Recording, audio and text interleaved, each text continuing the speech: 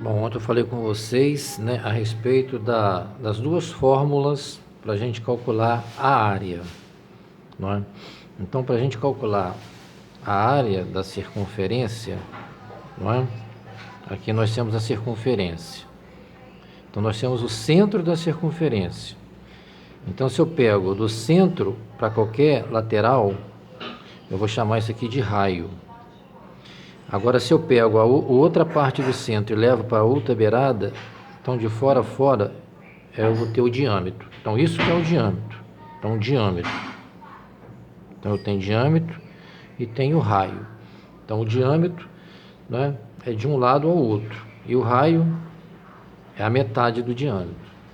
Então, se eu vou calcular, se eu for usar a fórmula para calcular a área da circunferência, então a área vai ser igual ao π vezes o diâmetro ao quadrado sobre 4.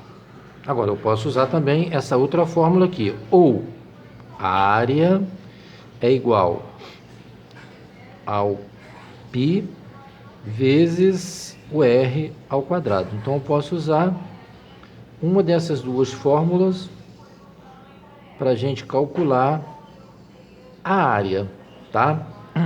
Como eu falei para vocês do condutor elétrico, certo? Condutor elétrico. O que o condutor elétrico ele é?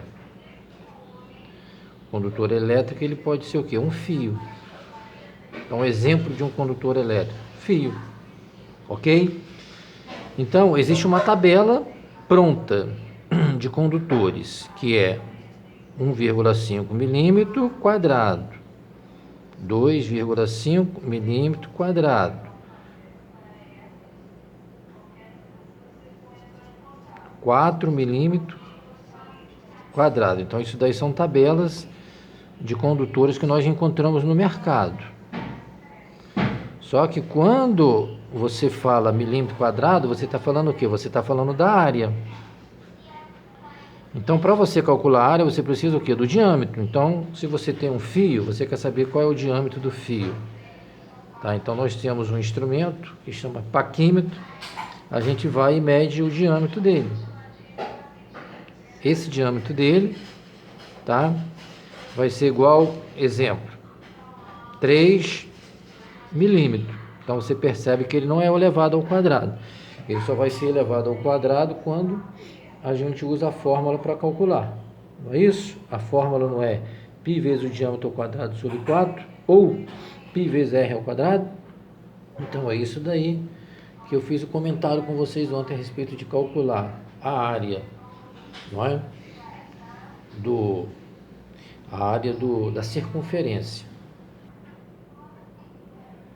Se eu quero calcular agora a área do retângulo, igual esse retângulo que eu tenho aqui, ou a área do quadrado ou a área de uma figura geométrica qualquer. Então, cada figura geométrica, ele tem a sua fórmula.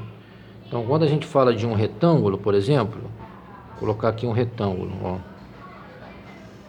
Então, a gente vai pegar esse comprimento vezes essa largura aqui, ó.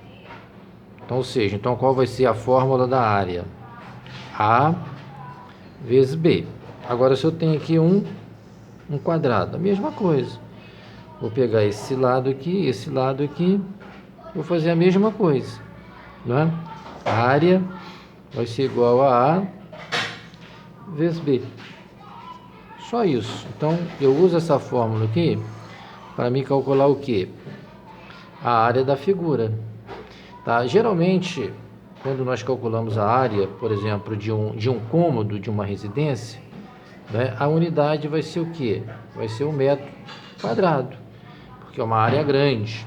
Ah, se for uma área um pouco menor, um quadro, por exemplo, aí pode ser o quê? Centímetro quadrado, tá?